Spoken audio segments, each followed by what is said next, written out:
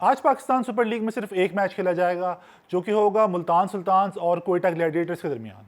लेकिन इस मैच पर बात करने से पहले हम कुछ बात करेंगे कल होने वाले दोनों मैचेस की, जिसमें पहले मैच में लाहौर कलंदर्स को शिकस्त हुई एक सरप्राइजिंग तौर पर कोयटा की टीम के खिलाफ, जबकि दूसरे मैच में कराची किंग्स को एक बहुत ही बुरी शिकस्त हुई पेशावर ज़ल्मी के खिलाफ। कल के पहले मैच में कोयटा ने एक बहुत ही शानदार जीत हासिल की लाहौर कलंदर्स के खिलाफ, जिसकी शायद किसी को भी तवक्को नहीं थी, खासकर तब जब उन्होंने सिर्फ 150 रन ही बोर्ड पे लगा पाए थे वो। लेकिन उसके बावजूद जो उनकी बॉलिंग परफॉर्मेंस थी वो बहुत ही कमाल की थी। बिल्कुल ऐसा नहीं लग रहा था कि ये वही कोयटा की टीम है जो कि बिल्कुल बॉटम ऑफ द टेबल है। और इसका क्रेडिट जो जाता है वो जाता है उनके जो फास्ट बॉलर हैं उस्मान खान शनवारी उनको। वो कल टीम में वापस आए थे और उन्होंने आकर जो है वो दिखाया कि क्यों उनको इस टीम का हिस्सा होना चाहिए, बावजूद इसके कि वो बहुत कभी कभार पिट जाते हैं, बहुत रन्स दे देते हैं, कभी कभार वो विकेट नहीं ले पाते हैं। लेकिन अगर आप उनके T20 की ओवरऑल करियर देखें तो काफ़ी इंप्रेसिव नंबर्स हैं। अगर उनकी इकोनॉमी रेट जो है वो लगभग 8 की है, जो कि थोड़ी सी एक्सपेंसिव ज़रूर है, लेकिन उनकी विकेट टेकिंग एबिलिटी जो है उसमें कोई डाउट नहीं है। तो ये बहुत ही सरप्राइजिंग बात है कि इनके होते हुए भी इनको बाहर बिठाया गया और इनकी जगह पर जो है वो डिफरेंट बॉलर्स को आजमाया गया। इसमें नसीम शाह थे, इवन मोहम्मद हसनैन से ज़्यादा बेहतर इनकी स्ट्राइक रेट है T20s में। तो अगर आपके पास एक ऐसा बॉलर है तो आपको उसको खिलाना चाहिए था, खासकर तब जबकि वो एक लेफ्ट आर्म बॉलर हैं और उनका एंगल जो है वो डिफरेंट है कंपेयर टू आप कुछ बाकी सारे बॉलर्स हैं उनसे। यही हम कुछ बात कर लेते हैं मोहम्मद नवाज़ की भी। इस टूर्नामेंट के शुरू होने से पहले हमने जो प्रीव्यू किया था इस टूर्नामेंट का, हमने बताया था कि जब जब मोहम्मद नवाज़ अच्छा खेलते हैं तब तब जो है वो कोयटा ग्लैडिएटर्स जीतती है। और कल यही हुआ, कल उनकी बॉलिंग परफॉर्मेंस अच्छी रही, उन्होंने 4 ओवरों में 16 रन देकर 2 विकेटें हासिल करी। और यही वो डिफरेंस था जो कि कल हमें दिखा, जो कि इससे पहले मैचों में नहीं दिख रहा था, कि कोयटा की टीम स्ट्रगल कर रही थी मिडिल ऑफ द ओवर्स में, middle over of the innings में इनफैक्ट, जहां पर वो लोग उनको जो है मसला हो रहा था, ना वो विकेट्स ले पा रहे थे और ना ही रन्स कंटेन कर पा रहे थे। और कल ये दोनों करके दिखाया मोहम्मद नवाज़ ने। तो इसीलिए कोयटा के लिए कि बहुत ही अच्छा शगुन है उनके आने वाले आखिरी 2 मैचेस के लिए। यहीं हम कुछ बात कर लेंगे लाहौर कलंदर्स की भी। लाहौर कलंदर्स की जो पिछले 2 मैचेस में जो बैटिंग परफॉर्मेंस है वो बहुत क्वेश्चनेबल है और ये बिल्कुल एग्जैक्टली वही फॉर्म है जो कि उनकी पहले 4 सीजन्स में थी, जब वो टूर्नामेंट के बिल्कुल बॉटम ऑफ द टेबल उन्होंने फिनिश किया था। तो अगर उनको अपनी टूर्नामेंट में जगह बरकरार रखनी है आगे जाकर प्लेऑफ्स में, जब जहाँ पर वो यकीनी तौर पर खेल पाएंगे, तो उनको अपनी बैटिंग ज़रूर इंप्रूव करनी होगी। जब ये अबू धाबी लेग शुरू हो रहा था तो हमने एक प्रीव्यू किया था टूर्नामेंट का छोटा सा, हमने उसमें बताया था आपको कि लाहौर कलंदर्स की जो बैटिंग लाइनअप है वो इन कंडीशंस के हिसाब से कोई बहुत सूटेबल नहीं है। उनके जो बहुत सारे प्लेयर्स हैं वो वी में खेलते हैं, फ़खर जमान हो गए, मोहम्मद हफीज़ हो गए, बैन डंक हो गए, उनके लिए जो वी का एरिया है वो बहुत काम का होता है। तो अगर और इनके लिए ये पिचेस जो कि थोड़ी सी स्लो होंगी, थोड़ी सी बॉल फंस कर आएगी, वहाँ पर आपको स्क्वायर ज़्यादा मारना पड़ता है, तो वहाँ पर आपको जो है ना फ़ायदा शायद इतना ये बैटिंग लाइनअप ना दे पाए। और यही बार बार हो रहा है कि 1-2 दफ़ा तो टिम डेविड ने उनको बचा लिया, लेकिन पिछले 2 मैचेस में वो नहीं बचा पाए और इसी तरह से जो है ना वो लाहौर की टीम दोनों मैचेस ही हार गई। यहीं पर हम कुछ बात करेंगे कल होने वाले पहले मैच में जो एक वाक़या हुआ, जिसमें शाहीन शाह अफरीदी ने की बॉल जो है वो सरफराज अहमद के सर पे लग गई, वो थोड़ा गुस्सा हो गए और गालिबन उन्होंने शायद ये कहा शाहीन शाह अफरीदी को कि अपना थोड़ा सा जो एग्रेशन है उसको कम करें, जिस पर उनको गुस्सा आ गया। अगर उन्होंने ऐसी बात की है जिसका हमारे पास कोई प्रूफ नहीं है, लेकिन काफ़ी वहाँ पे गर्मा गर्मी हो गई थी ग्राउंड में, तो एक बहुत ही अजीब सी बात है, क्योंकि आप एज अ बैट्समैन खेल रहे हैं, एक प्रोफेशनल स्पोर्ट्स है, आप किसी को कैसे बोल सकते हैं कि वो अपना एग्रेशन कम करे। और उसके बाद एक सोशल मीडिया पर एक आर्ग्यूमेंट शुरू हो गया। आप जो कराची के जो सहाफ़ी हैं उन्होंने जो है ये बहुत मतलब बात की कि शाहीन शाह अफरीदी को उनकी इज़्ज़त करनी चाहिए, सरफराज की, वो उनके कप्तान रह चुके हैं, उम्र में बड़े हैं। बहुत ही इलॉजिकल बात है ये, मतलब समझ से बाहर है। तो इसका मतलब ये है कि अगर कोई आपसे उम्र में बड़ा है तो आप उनको प्रोफेशनल स्पोर्ट्स में आंखें नहीं दिखा सकते, आप नज़रें नीची करके रखें।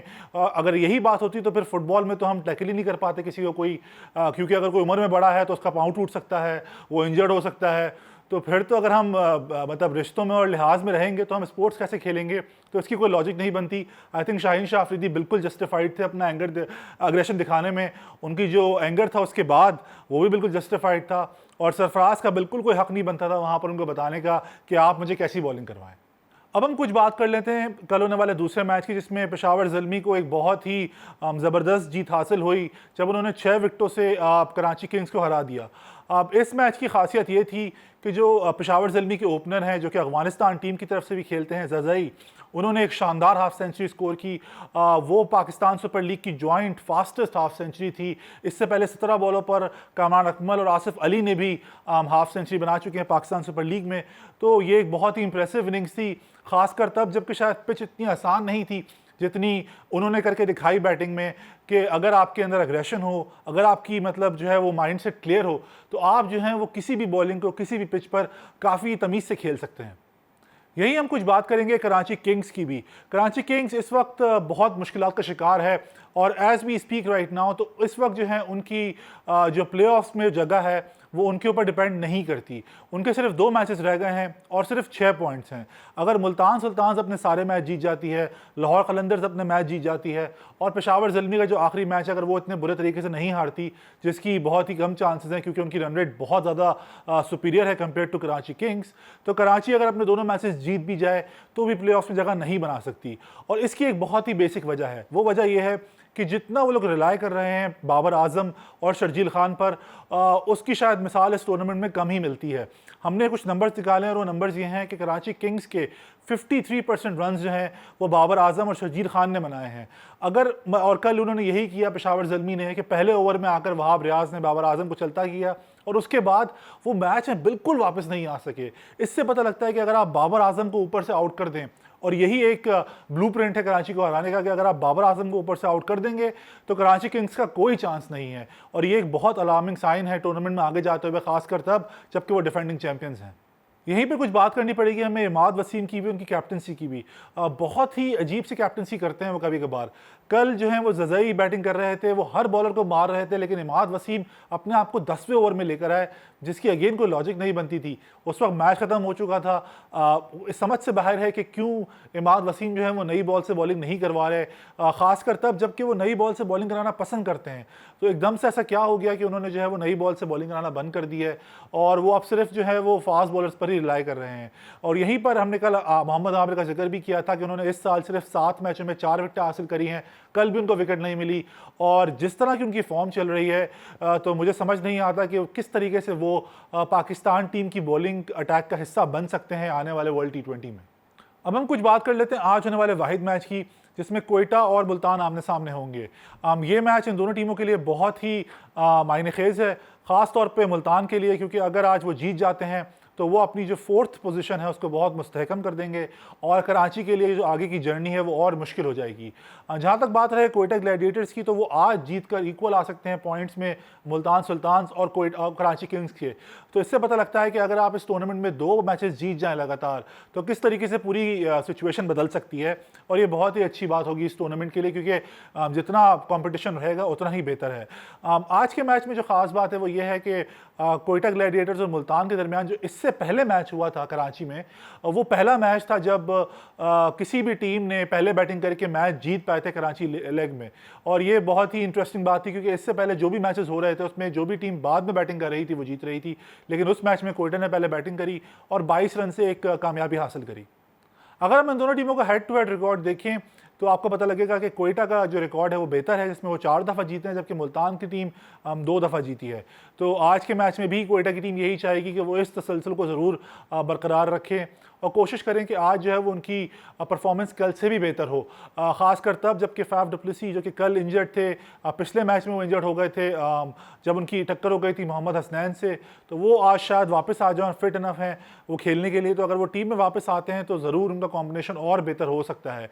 लेकिन जो कल कोयटा की टीम खेली है शायद आज उसी को उनको मोर और लेस कंटिन्यू करना चाहिए। ख़ासकर जो हसन खान की जो इंक्लूजन है वो बहुत इंपॉर्टेंट है, बिकॉज वो ना सिर्फ अच्छे बैट्समैन हैं, ना सिर्फ वो अच्छे बॉलर हैं, बल्कि शानदार फील्डर भी हैं।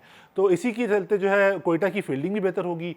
और कोयटा के पास एक और भी मसला है और वो ये है कि आज़म खान जो है उनकी फील्डिंग बहुत बुरी है।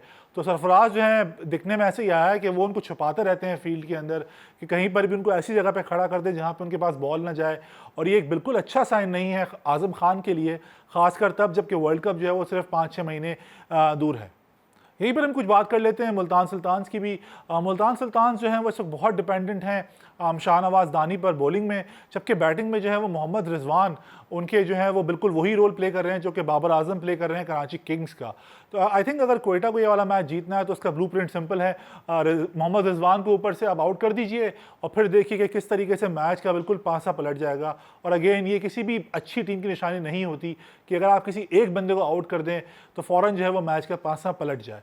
लेकिन क्योंकि ये मैच आज एक ही है और रात में हो रहा है तो शायद टॉस उतना ज़्यादा रोल प्ले ना करे जितना कल के आखिरी के मैच में किया था, जहाँ पे रात में मैच 11 बजे शुरू हुआ था। ये मैच पाकिस्तानी वक्त के मुताबिक रात 9 बजे शुरू होगा।